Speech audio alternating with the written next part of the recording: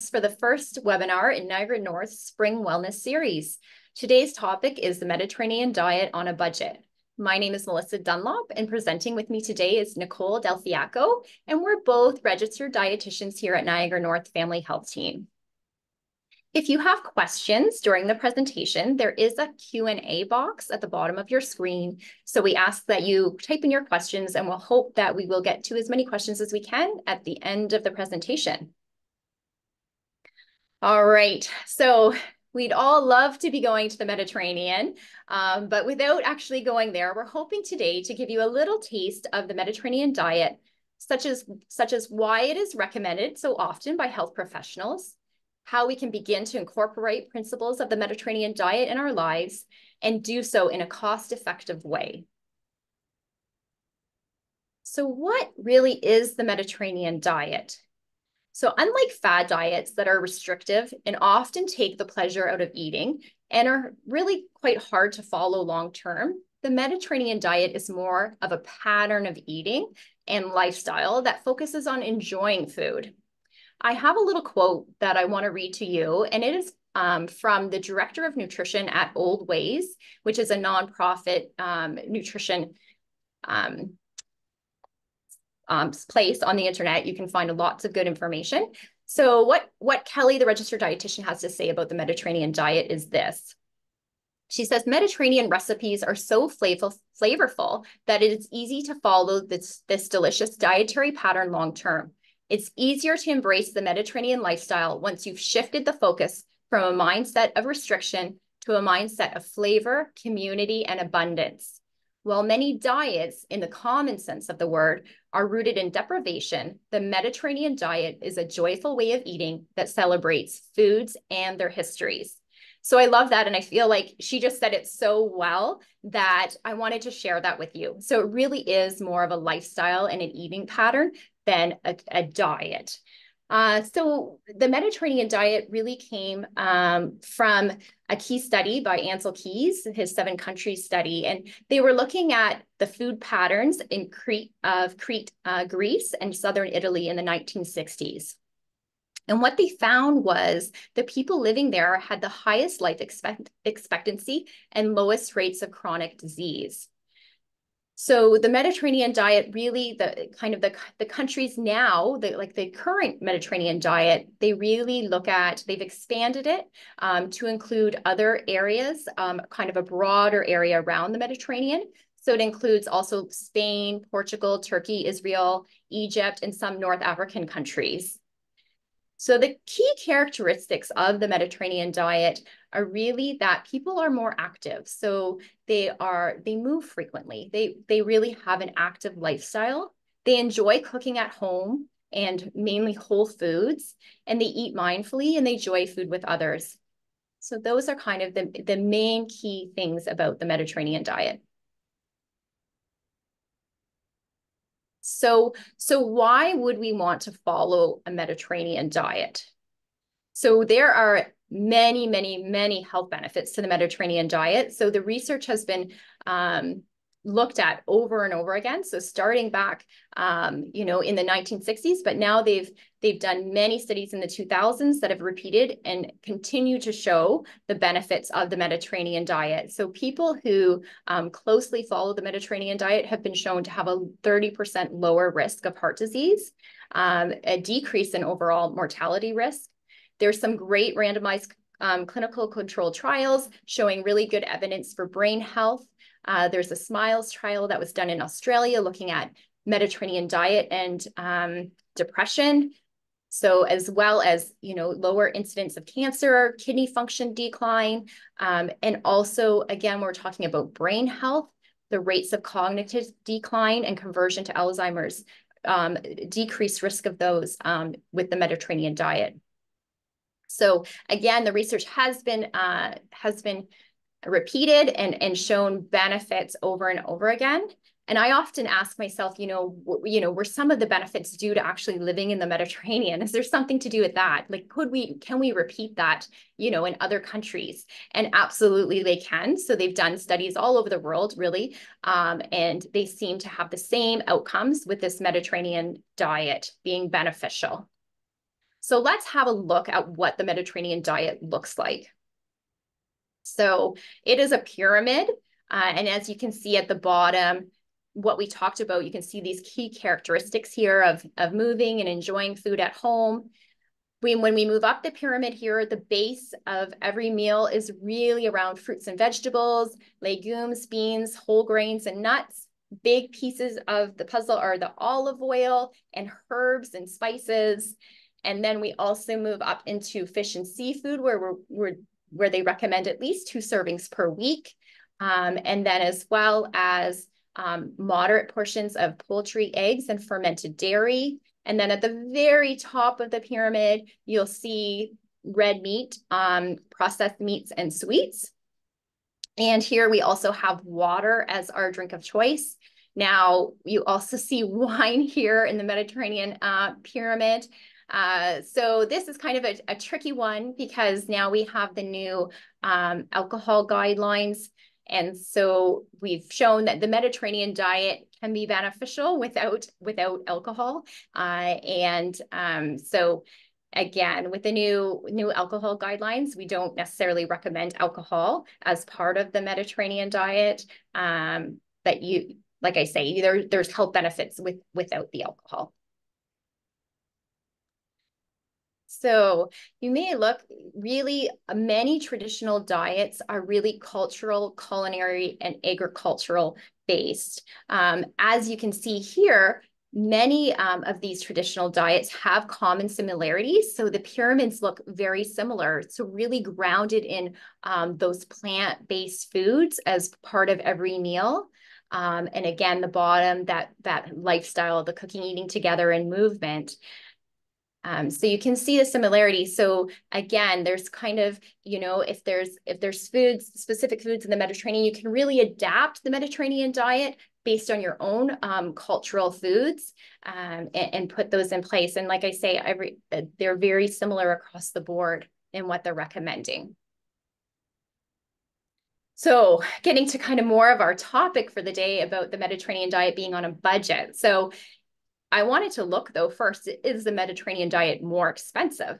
So I found this study in Australia where they compared the 2 diets for a family of 4. And as you can see on the Western diet, they were using a lot of discretionary items. So you can see the cost really went up with those discretionary items as compared to the Mediterranean diet, where you're using very little discretionary items. So the Australian study actually found that the Western diet was more expensive than the Mediterranean diet. However, when we look at some other research, the Canada's Food Guide, the current Canada's Food Guide, was really based on good science evidence and that of the Mediterranean diet. So they created it based on principles of the Mediterranean diet. And they did find that for adults, following the new Canada's Food Guide, it was a little bit more expensive than the past Canada's Food Guide to follow. So they were just comparing the Canada Food Guides and which one was more expensive. So they are finding that the newer one is more expensive. So that brings us to, so lots of topics today and trying to find ways to follow that Mediterranean diet in a cost-effective way. I'm going to turn it over to Nikki. Thank you. So this kind of leads us into our first step of following the Mediterranean eating pattern, which is really all about trying to cook more at home and reduce our consumption and reliance on processed foods and convenience foods. And this is because a lot of those foods tend to be higher in things like saturated fat and salt and sugar, and lower in things like fiber and vitamins and minerals. So we want to try to use, whole foods and ingredients and try to prepare things ourselves as much as we can so we can control what goes into our food. And so examples of snacks that, might suit this would be things like using, fresh fruit, maybe adding some plain yogurt to that, considering like unsalted nuts and seeds or some vegetables with a homemade hummus. So some other ways that we can try to reduce processed foods while still trying to save money might be thinking about, making homemade salad dressings, right? So instead of buying a bunch of different store commercial kind of brand ones, Thinking about using olive oil and different vinegars and herbs and spices to make your own dressings. Try to make your own homemade sauces and dips. Using different herbs and spices to give flavor to food rather than, again, buying a bunch of different condiments. Thinking about water as your main beverage choice, as you just saw in that pyramid, right? It did show water beside. So trying to use water, and if you do need to flavor it, trying to do that naturally, right? By adding different fruits to it, lemon, lime slices, cucumber, and mint, they can all naturally flavor your water.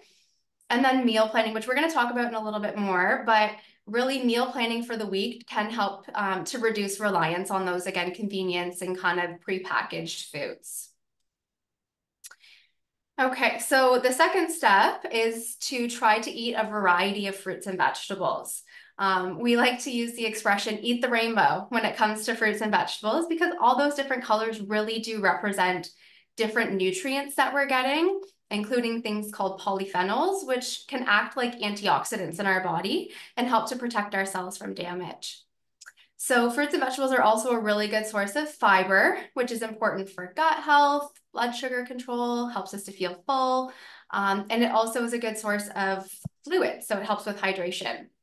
So when we're trying to meet our fruit and vegetable needs, we try to encourage people to fill half of their plate at meals with fruits and vegetables. And then another really important aspect of the Mediterranean diet is using garlic and onion, tomato, and different herbs and spices to give flavor to your food. In the Mediterranean, they use something often called sofrito, which is basically a like thick mixture of like tomato, onion, garlic, sometimes peppers that have all been kind of sauteed together with olive oil. And they use that as a base in a lot of dishes to give it flavor. And there's actually been research that looks into sofrito and the health benefits of it. And actually that gentle cooking of tomatoes and those components in olive oil can actually release beneficial health compounds that can reduce plaque formation in the body. Okay, next slide. Perfect. So how can we increase fruit and vegetable intake? So there's a lot of different suggestions here, but considering things like adding frozen vegetables into our soups, stews, sauces, tossing vegetables with some olive oil and roasting it or grilling it to bring out flavor. You can add flavor enhancers to dishes like different herbs and spices and lemon. Cut up some vegetables and serve it with dip or hummus or guacamole for a snack. I think the prepping ahead is another big one sometimes. So when we're grocery shopping, if we can spend a little bit of time just, chopping up some vegetables, putting them in containers so they're ready to go, pre-washing our lettuce, it just makes things easier for the rest of the week. And it's then a lot easier to just add those vegetables to dishes as you're making them or to grab them raw and eat them for a snack. Considering too vegetables as a base in different dishes, so like cauliflower rice or spaghetti squash, stuffed peppers, adding vegetables or even fruit like pineapple to pizza, and thinking about at breakfast time, loading up your omelet with a bunch of different vegetables. Okay. So when it comes to trying to save money with fruit and vegetable consumption, here's just a few tips. So consider buying frozen. It really is just as nutritious as fresh and can be more cost effective, especially when things are not in season. Trying to buy different things when they're in season sometimes can be more cost effective, and also buying more when things are in season and freezing them for those months when they're not. Trying not to waste, that can be a big one too, right? So when we're selecting produce, trying to choose, there's different tips you can use when you're selecting produce at the grocery store to see how fresh it is. Also how you store it can make a big difference. So a really, really good website to utilize is halfyourplate.ca. They have fantastic guides on how to select different produce, how to store it appropriately, and also different tips on how to prepare different fruits and vegetables that maybe you're not as familiar with. Another tip would just be considering the types of fruits and vegetables that you're buying, right? So if we're buying things that go bad really quickly, so if we're buying a lot of like lettuce and maybe tomatoes and things that tend to go bad faster, we might want to switch up what we're doing. So maybe we buy lettuce and then we also buy things that have a longer shelf life, like carrots, for example, so that we can kind of stagger our use of different fruits and vegetables. And then also growing your own. If that is an option, trying to start your own garden at home in the summer might help to save money. And again, you can, any extra, you might be able to kind of cut up and freeze for those winter months as well. Perfect. Thank you, Nikki. Okay, so we're on to step 3 of following the Mediterranean eating pattern. And step 3 is to choose whole grains. So why do we want to choose whole grains more often? It's really because they contain more fiber, vitamins, minerals, proteins, and some antioxidants. So as you can see, the whole grain includes 3 parts. So there's the bran, the endosperm, and the germ. So when you're getting a whole grain, you're getting all 3 of those components. When we're buying things made with white flour, etc., then you're getting a refined grain. So when you're buying whole grains, it's going to have all of those layers, which is going to provide lots of health benefit. And the Canada's Food Guide recommendation is to choose whole grains at least half of the time. So I just wanted to show kind of an example here. So one thing to note when you're choosing whole grains, so a lot of times they're using it as a way to kind of market a product. So it'll say made with 100% whole grain. So it may sound really good. The one thing just to look for is the sugar content. So just because something says it's whole grain doesn't necessarily mean that it's healthy. So I'm not necessarily picking on the mini wheats, but just as an example, just to watch the actual sugar content. So I just also, when we're talking about budget-friendly tips, buying things in bulk and less processed is usually less expensive. So when we look at kind of the mini wheats and how many servings we're going to get in this box, and you can see the cost per serving. So you're going to get a lot more servings out of a package of quick oats that you could make. So some more budget-friendly tips as far as choosing whole grains. I always suggest to people, if they haven't tried a whole grain before, go to a bulk store and just buy a cup of it. So then you're not buying a huge bag. And if you don't really care for it, then there's not a huge waste. So, you know, there's lots of other whole grains that maybe we're not as familiar with. So quinoa, farro, wheat berries, bulgur, there's many, many, many grains out there that we can experiment with. So I suggest go to the bulk barn and have a look, or any bulk food store, and again, just buy what you require to make the recipe and see if you like it before buying a huge package. So I also, again, just kind of another example here, when we look at the rice, if you're buying these, again, quick fix kind of rice, it's going to be a lot expensive. You can see a lot more expensive than buying, a larger package of rice. Okay, so number 4 would be to consume less processed meats, red meat, and to choose your protein wisely. So really with the Mediterranean diet, they're asking for us to kind of rethink the way we think about meat. So instead of meat being kind of the main part of our plate, that we're thinking about having it as kind of smaller portions. So adding it for flavor versus making it kind of the star of your plate. So doing things like stir fries with vegetables and nuts, chili with vegetables and beans, veggie and meat kebabs versus having, a large steak. So things like that, and always keeping that portion size to about a deck of cards.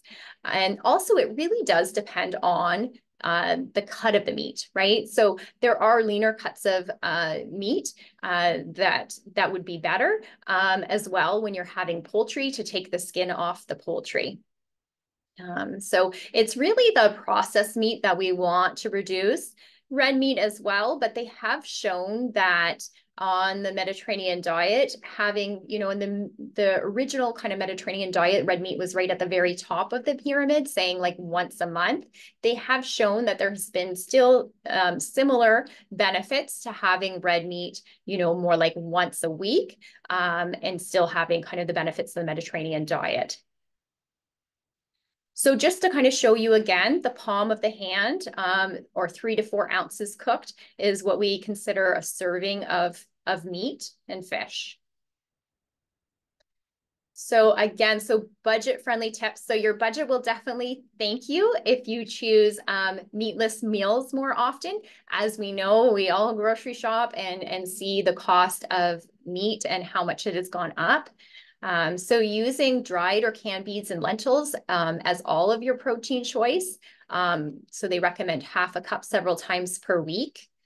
Eggs are an inexpensive protein choice, so that might be something that you use more often. Buying natural peanut butter without hydrogenated oils. Peanut butter be a great protein choice. Purchasing your meat and poultry when it's on sale and freeze extra. So often, you know, those family packs of proteins are less expensive. So just portion it off. Maybe you even want to marinate it and then throw it in the freezer so that it's ready to go. Again, just kind of trying to show a comparison of cost per serving. So as you can see, the red meat, the steak is a pretty expensive meat here.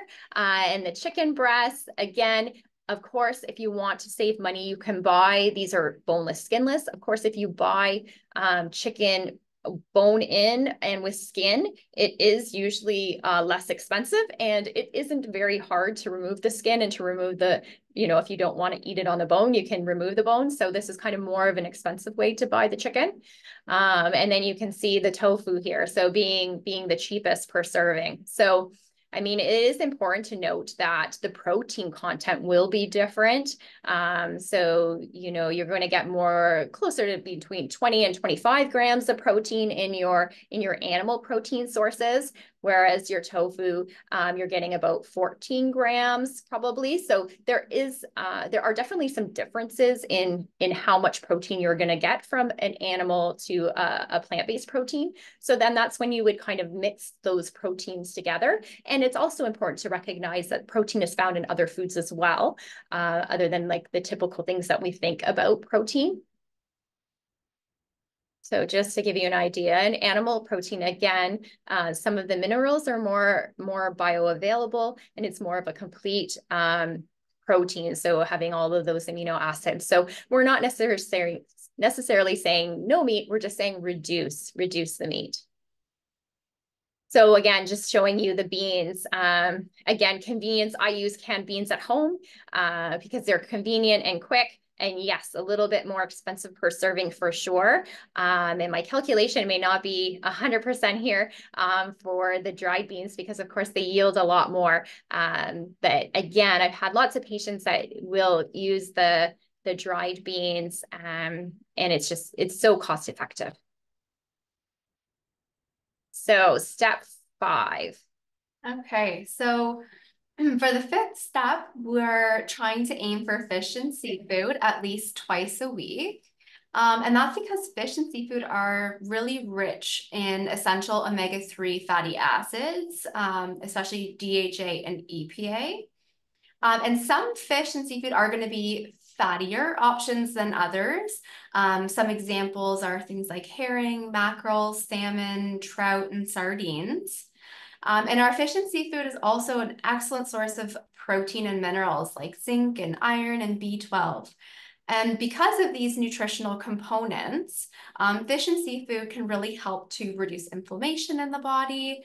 It's been shown to reduce the rate of plaque formation in our vessels. Also, those omega-3s can slightly thin the blood, so it helps to reduce stickiness of blood cells and makes them less likely to clot. They can help to reduce triglyceride levels, which is like a type of cholesterol, and it can actually help to increase our healthy cholesterol levels. If you're pregnant or trying to get pregnant, fish and seafood can provide, again, those omega-3 fatty acids are really important for the baby's brain development. And then there's also benefits for us too on our brain health, mood, and also reduces risk of cognitive decline. So how can we try to get more fish and seafood in? So trying different cooking methods to see what we like. There's poaching, grilling, air frying is excellent. So if you're trying to get that crisp without having to deep fry, air frying is a really good option. consider making things like tuna or salmon patties, tuna or salmon on salad, or making a Mediterranean like pasta tuna salad, sardines on whole grain crackers, or a seafood pasta. So budget-friendly tips when it comes to fish and seafood. So consider buying like frozen fillets. Canned options can also be good and convenient. So there's canned tuna, salmon, sardines. Oftentimes you can also find like lower sodium options for those. Stocking up when it's on sale again, right? Trying to freeze extra. Buying fresh too. When you do buy fresh, often like buying a larger piece is more cost effective, and then just trying to, again, cut that up into smaller servings. And if you're not going to use it all right away, again, freezing it for later. So seachoice.org. So sustainability is really big when it comes to choosing fish and seafood. So seachoice.org is an excellent website that has both a sustainability guide as well as a fish and seafood best choices guide. So they talk about different brands that are certified as being sustainable, and often the grocers that are actually offering these brands. And then they also talk about the Fish and Seafood Best Choices Guide, talks about which choices of fish and seafood to choose more often versus maybe less often, just because of maybe mercury content or contaminant content. So those are excellent resources to use when it comes to choosing fish and seafood. Perfect. Thank you, Nikki. I was going to add in, and I know, Nikki, you mentioned before when we were chatting, if you don't like fish, there are sources of something called foods that have something called ALA in them. Again, another essential fatty acid that then can be converted to DHA and EPA. As humans, we're not great at doing that conversion, but the more plant-based omega-3s we get, the more will be converted. So great sources of plant-based omega-3 would be ground flaxseed, walnuts, hemp hearts. Those are just to name a few in case you don't like fish. Thanks, Melissa. No problem. All right. So step 6, really including healthy fats, and that being olive oil or extra virgin olive oil. So this is a huge component of the Mediterranean diet. Olive oil contains monounsaturated fats, which really help to lower our cholesterol. Again, you've heard the polyphenols that Nikki spoke about, or Nicole spoke about, in the fruits and vegetables section. So these are plant compounds that are really important for our the health of our cells, and really, really important. And so in olive oil, they think that there's at least 20 different of these polyphenols found in the olive oil. Olive oil is also a source of vitamin E. So you can see kind of in this graphic here, all of the ways that olive oil has been shown to be beneficial in our diets and for our health overall. So it's really, really quite incredible what olive oil does for us. Okay, so including olive oil, and I feel like there could be an entire webinar just on olive oil. And I actually learned quite a bit about olive oil when I was trying to prepare this presentation. There is a big myth around olive oil in cooking and smoke point. And I actually was unaware that the smoke point really doesn't matter as much as we think it does when it comes to the health of it, and using an oil in cooking. It's more about, the compounds that are produced, and it's not necessarily the smoke point that determines that. So even though olive oil has a lower smoke point, it is safe to use in cooking. So, so ways to get more olive oil in would be to saute. You can grill, roast, pan fry, and bake using olive oil. You can drizzle olive oil on your vegetables, your potatoes, salads, pasta, and other dishes. Make homemade dressings with olive oil. So I find this is one of the easiest ways to get my olive oil in for the day, is to make a homemade salad dressing. You can use olive oil in marinades, dip bread in olive oil, vinegar, and herbs. Replace butter and mashed potatoes with olive oil and garlic. Replace butter on popcorn with olive oil. So there's lots you can do to try to increase your intake of olive oil. And it is important to store your olive oil in a cool, dark place. So when it comes to budget-friendly tips, olive oil is pretty expensive, so there really are not a lot of tips here for you. But they talk about olive oil, saying that it's really like investing in your health when you buy an olive oil. So you know, you can look for it on sale, as well as some like wholesale stores will sometimes have better price points for olive oil. Again, like I said, there's lots of myths around olive oil. So if you're looking for information, there is Old Ways has a fantastic guide on olive oil and lots of great videos. So if you're looking to learn a little bit more about olive oil, I would go there, as well as the North American Olive Oil Association. They have a great little myth busting quiz. So again, olive oil being kind of the fat of choice on the Mediterranean diet. All right. So if we're looking kind of at different meals and things like little swaps that we can make in our diet to make it kind of more Mediterranean, you know, your typical charcuterie board, trying to do a meze platter instead, where you're going from, you know, instead of having lots of those processed meats, which we're trying to reduce, having things like more vegetables, your hummus, your Greek yogurt-based dip. Again, the focus on fruits and vegetables. We've got some air fried chickpeas here, so, and lower fat cheeses. And so we talked about making the butter swaps already, as far as on our popcorn and in our bread, but also, you know, if you are making a sandwich or, you know, for different things, you can try, again, natural peanut butter, putting avocado. Avocado has that great fat and mouthfeel. So that would be a great swap to try to make. So again, we kind of mentioned this already, but swapping some of our meat for legumes and lentils. So instead of just making a beef pasta sauce, maybe add some lentils to it. Okay, so when we're thinking about implementing the Mediterranean diet and we're wanting to talk about some of the maybe the most budget-friendly food staples to try to kind of keep on hand, that would include things like these beans and legumes we keep talking about. So maybe it's dried versions or canned versions, sometimes for that convenience. Frozen fruits and vegetables. Oats, as Melissa mentioned, are great from a cost point. Brown rice, plain yogurt, so you can even get that in bulk. And again, you can not even just using that for a snack, but again, using it to make your own like dips and sauces. Canned fish, again, like you can usually look for lower salt options with that too. And really coming back to that garlic, onion, canned tomatoes, herbs, spices, using those to flavor dishes as much as we can. And it does give a lot of health benefits to just be using those items.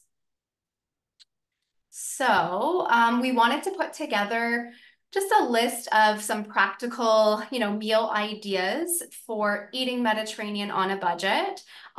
For time's sake, I'm not going to go through every single one of these ideas that we have listed here, but because the webinar is recorded, you can certainly go back through and kind of pause and take pictures of these slides if you're needing some ideas for how to kind of make some meals that are more Mediterranean. So just a couple breakfast ideas might be something like baked oatmeal or plain yogurt with a nut and seed mixture. For lunches, might consider something like, sorry, Melissa, could you just, yeah, perfect. Something like roasted vegetables with hummus and a whole wheat pita, maybe leftover vegetarian chili and a salad or avocado egg toast. Dinners may look something like a homemade salmon patty with roasted vegetables, a kale salad with quinoa and chicken, or a tofu stir fry. Perfect. Thanks, And, Nikki. oh, sorry, there was Or just did one I miss on one? snacks. I missed the snacks. Okay. We did talk about snacks a little bit in the beginning too, but again, just things like homemade hummus and vegetables, roasted chickpeas, you can do them in the oven or an air fryer if you have them, or some kind of fruit with plain nuts. Perfect. All right. Okay, so we wanted to just, we've talked now about the Mediterranean diet, about budget tips specifically for, adding some of those great Mediterranean foods to our diet. Now we just want to talk quickly about some overall food budget tips.